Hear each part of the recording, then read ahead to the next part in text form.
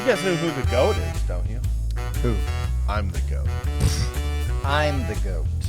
I'm the goat. Hey, stop eating stuff, Bob. Bad.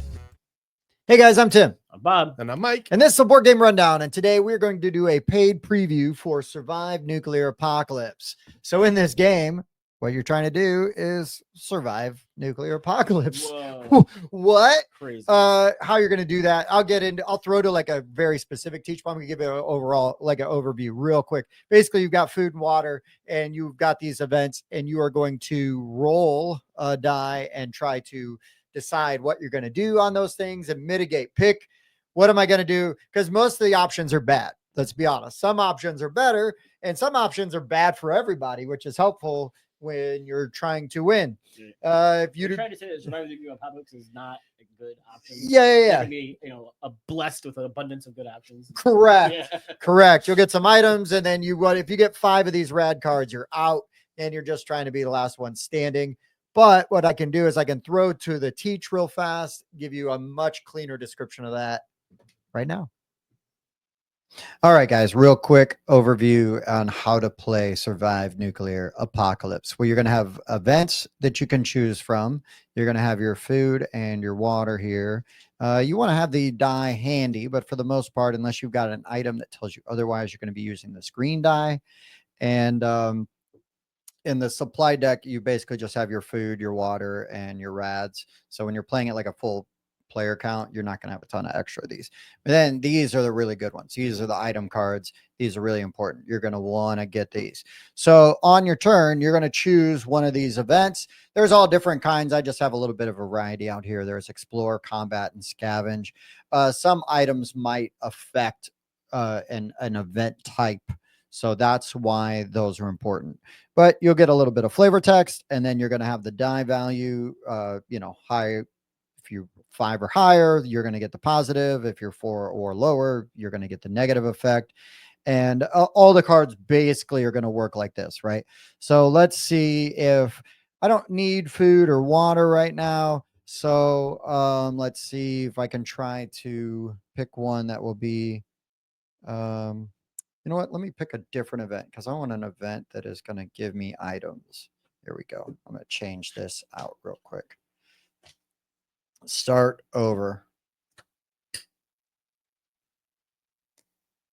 All right, guys, I'm going to give you like a real quick teach on Survive Nuclear Apocalypse. So there's some different event types up here.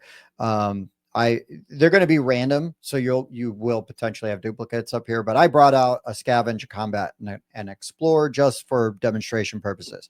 You're going to have your 5 food and your 5 water lined up. That's public knowledge, so everybody knows what you've got. You can keep track of it. You're going to want the die handy, the coin handy here, and then unfortunately, you're going to want those rads handy because you might be doing things that are going to give them to you.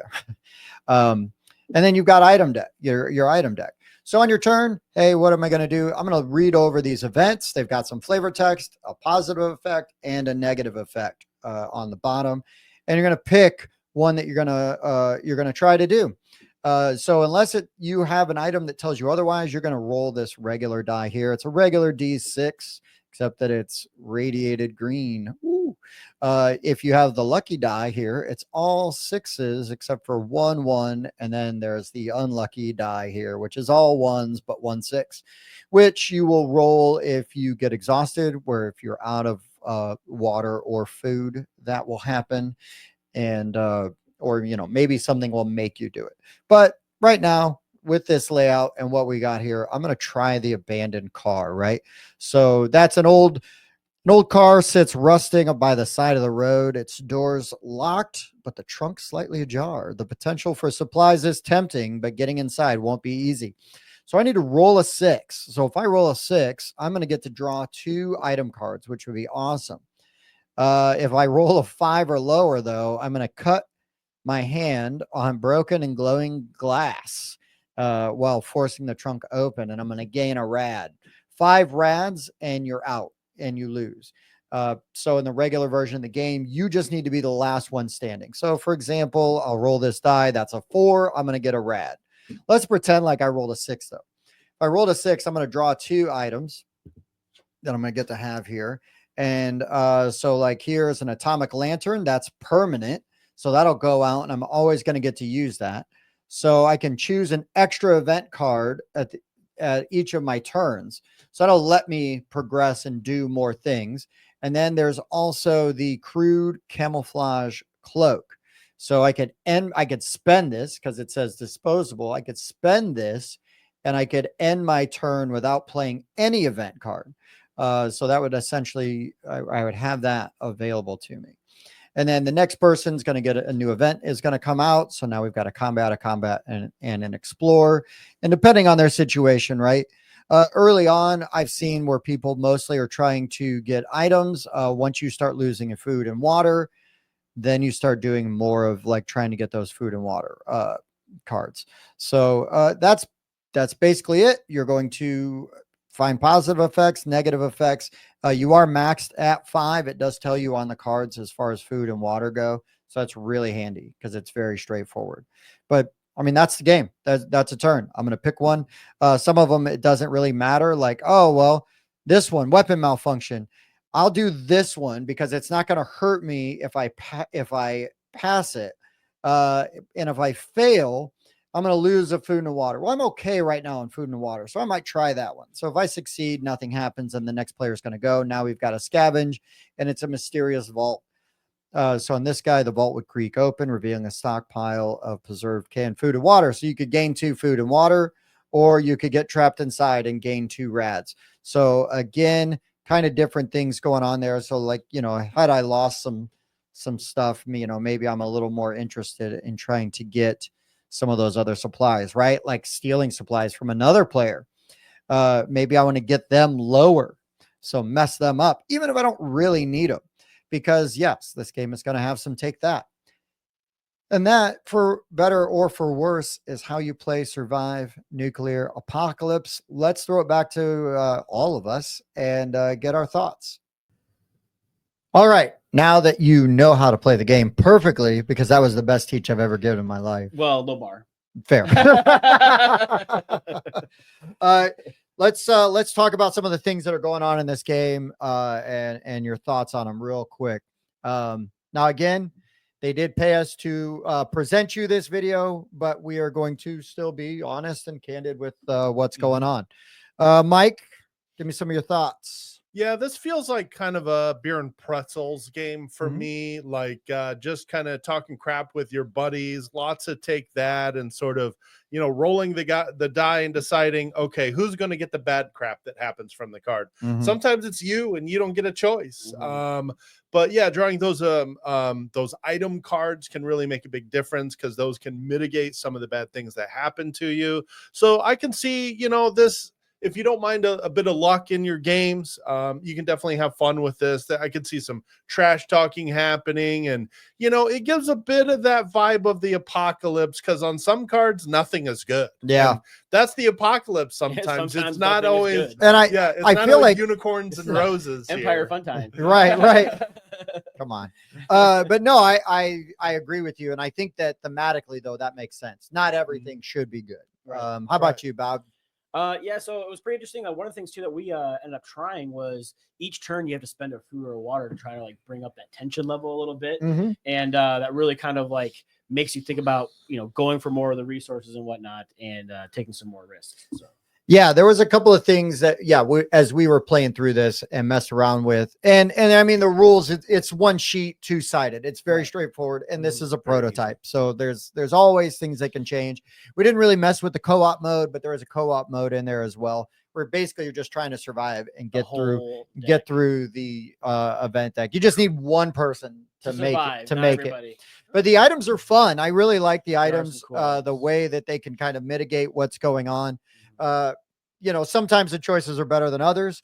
Not all events are created equal, and they do have different types, right? There's explore, there's the crisis events, scavenge events, combat events, all kinds of different things in there, all very thematic. I enjoy the art, a really nice presentation there.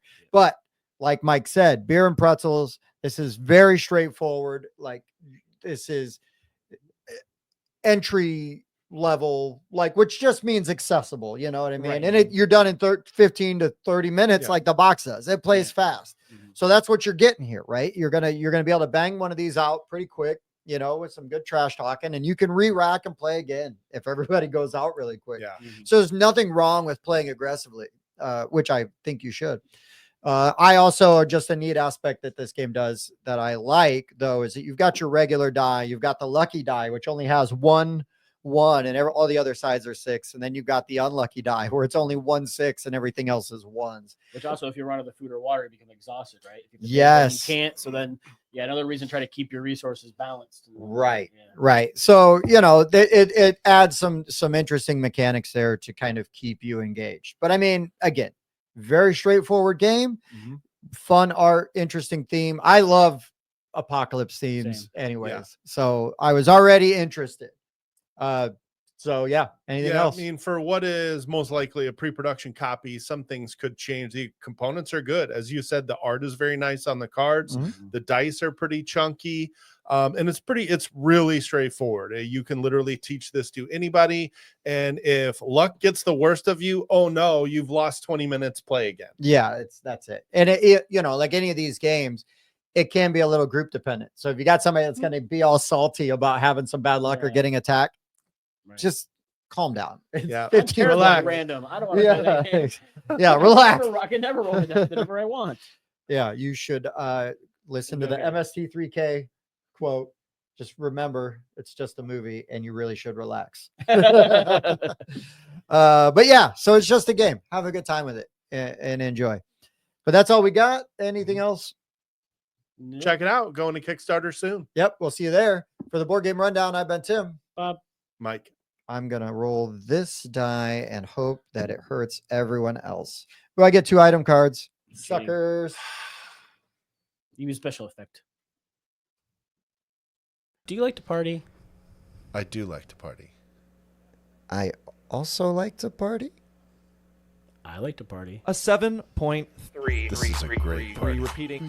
We should party more often. Heating. I do like to party. Heating. Okay. I also like to party. I also like to party. I like to party. I like to party. We should party more often. Okay. This is a great party. Okay. Once Chug-a-Lug's done over here. Was that moonshine in there? Oh, you are recording. Yeah, we're still going. That's Bob like, I got my water. I don't want to open up another Water. All right, boys. What do a radioactive lake, underground explosion, and a radioactive flare all have in common? Sounds like lots of rads to me. It's actually what you find in the studio bathroom after Mike's been in there. Oh man. Can't confirm. Fourth meal got the best of me. we don't have to use it, but I don't really care.